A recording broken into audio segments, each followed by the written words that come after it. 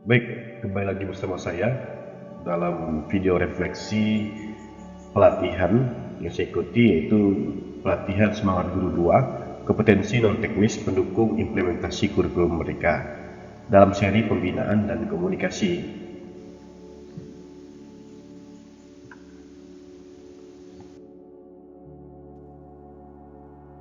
Perkenalkan, nama saya Dito Valentino, asal sekolah SMA Negeri Sutoho. Tujuan pembuatan video ada 3 poin, yaitu menyelesaikan tugas latihan mandiri, pelatihan program Semangat Guru 2 Gelombang 10, refleksi materi yang telah dipelajari pada modul 5, pembinaan dan komunikasi, sebagai sarana berbagi pengalaman belajar kepada rekan sejawat. Isi video kali ini saya membagi menjadi 3 alur atau 3 bagian. Jadi saya akan membahas bagian pertama dari video saya. Masuk pada bagian pertama dalam video saya akan menjawab apa hal baru yang Anda pelajari tentang pembinaan komunikasi. Jadi hal baru yang saya dapatkan yaitu pengertian coaching. Kenapa dalam pembahasan kali ini tidak memaparkan definisi pembinaan? Karena coaching yang dimaksud di sini adalah sama dengan halnya pembinaan. Jadi saya akan paparkan pengertian dari coaching. Coaching itu adalah hubungan kemitraan antara coach dan individu yang dijalin melalui proses kreatif untuk memaksimalkan potensi personal dan profesional dirinya. Jadi dalam proses kita memaksimalkan potensi atau mengembangkan potensi kita atau menambah kemampuan profesional kita, itu kan mengalami banyak tantangan. Tentu kita harus mencari solusi kreatif untuk bagaimana caranya potensi kita itu dapat berubah menjadi lebih baik, ataupun bagaimana profesional kita semakin menjadi yang terbaik ya. Jadi kan masalah itu banyak ya, jadi kita harus cari cara-cara proses yang kreatif untuk menyelesaikan tantangan-tantangan tersebut. Salah satunya adalah dengan cara coaching, antara coaching dan individu.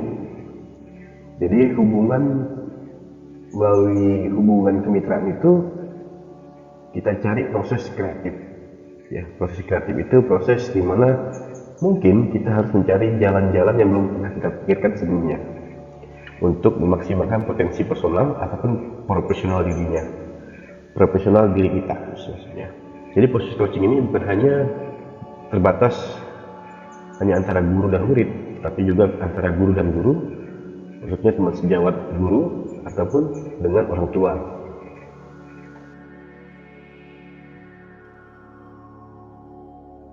Hal yang baru juga saya pelajari yaitu proses coaching. Jadi proses coaching itu memiliki ciri khas seperti hubungan kemitraan yang suasananya lebih akrab dan lebih ke arah pemberdayaan.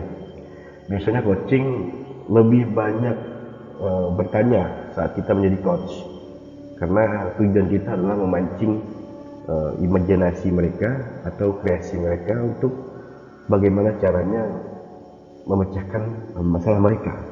Jadi kita tidak lebih dominan dalam memberikan solusi, tetapi kita memberikan clue atau kita memberikan jembatan melalui pertanyaan agar mereka dapat menyelesaikan atau mencari solusi berkaitan dengan bagaimana meningkatkan potensi ataupun profesionalnya.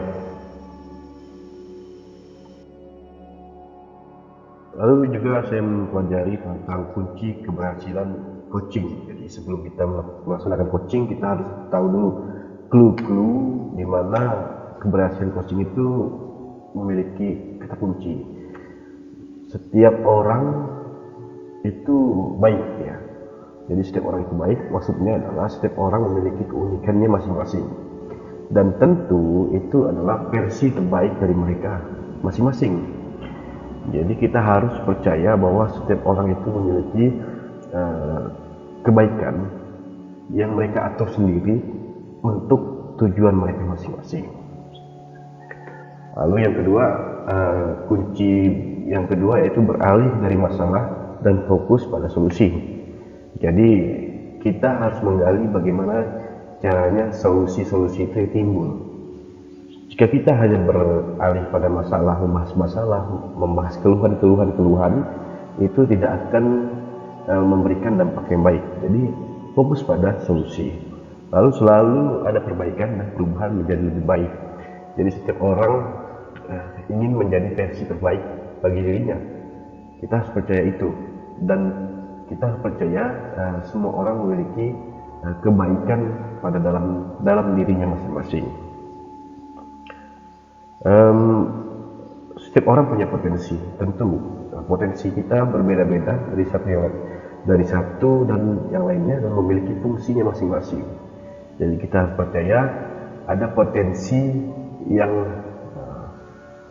dimiliki oleh individu yang kita sebagai coachnya, itu memiliki potensi yang bisa mereka kembangkan.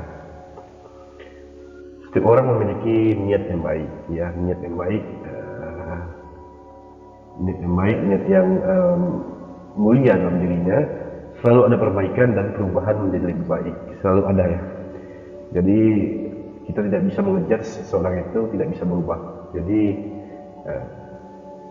jangan matikan cara kita meng-coach dengan menjudge bahwa tidak ada perbaikan dalam setiap individu, tetapi lebih ke arah bagaimana jalan solusinya.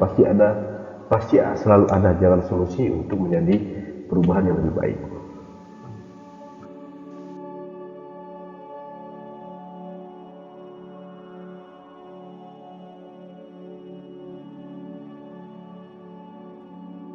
Oke, pada bagian kedua saya akan membahas pertanyaan bagaimana lembar aksi 1 membantu Anda untuk melatih pembinaan dan komunikasi. Dalam hal pembinaan dan komunikasi, lembar aksi 1 ini memberikan saya panduan. Yang pertama, bagaimana saya menerapkan coaching dengan kerangka grow, dan yang kedua, mampu membantu saya untuk menjadi seorang guru yang inovatif. Tentu dalam hal pengisian kita harus paham dulu apa itu grow. Grow itu akan saya bahas di bagian ketiga di video berikutnya, maksudnya di video selanjutnya dalam step ini. Di sini juga kita diberikan panduan yang pertama persiapan, yang keempat langsung praktiknya ada 2, yaitu guru menerapkan coaching grow, dan kedua guru merancang rencana aksi menjadi guru inovatif. Baik, saya sudah membahas bagian kedua, saya lanjut ke bagian ketiga. Saya akan memberikan tips untuk para pengajar bagaimana menerapkan pembinaan dan komunikasi dengan cara coaching dengan kerangka grow.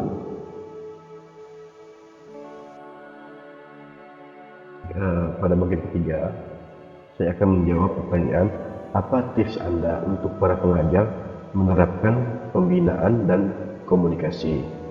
Jadi saya akan memberikan tips tentang bagaimana caranya membina dan berkomunikasi, yaitu dengan menjadi coach atau melakukan program coaching dengan kerangka grow. Jadi di situ sudah ada ilustrasinya. Grow itu adalah singkatan. Yang pertama goal atau tujuan. Jadi pada tahap pertama kita harus membantu individu yang kita coach untuk mengidentifikasi dan merumuskan tujuannya. Ya, tujuannya harus jelas, spesifik, terukur, dapat dicapai, relevan, dan juga kita harus menentukan batas waktu kapan tujuan akhir itu akan kita dapatkan. Lalu masuk ke yang pertama adalah goals, yang kedua reality atau realitas. Jadi kita membantu individu atau siapa yang kita coaching untuk menjelaskan dan memahami situasi atau realitas saat ini. Jadi harus melakukan refleksi dulu, refleksi yang mendalam, apa sih yang sedang terjadi ya, dalam proses menggapai tujuan yang terancang di awal tadi. Apa kendalanya, lalu kenapa bisa berhasil atau tidak berhasil. Jadi kita harus di sini harus terjadi proses objektif ya. Jadi kita harus objektif antara coach dan individu yang kita coaching. Harus jujur juga dengan situasi yang sedang dihadapi. Yang ketiga, option atau opsi ya. Jadi setelah kita tentukan tujuan, kita sudah tahu realitasnya bagaimana, lalu kita mencari atau mengeksploitasi, bukan maksudnya mengeksplorasi, dan identifikasi berbagai opsi dan strategi yang dapat membantu klien mencapai tujuannya. Jadi kita cari, kita berikan alternatif ya, melalui pertanyaan-pertanyaan, merangsang orang yang kita coach itu mengeluarkan atau merangsang pemikiran kreatifnya.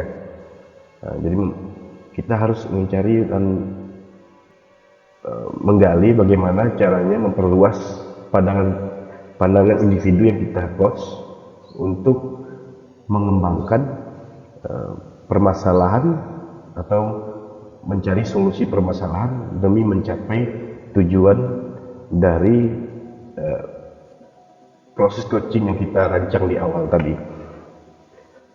Lalu yang terakhir itu way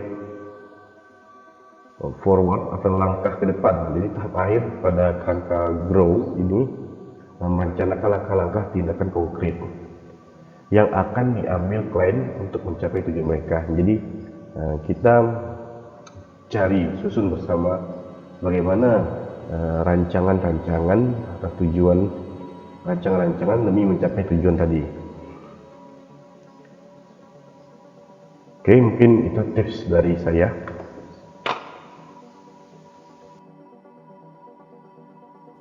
Baik, sekian dari video saya.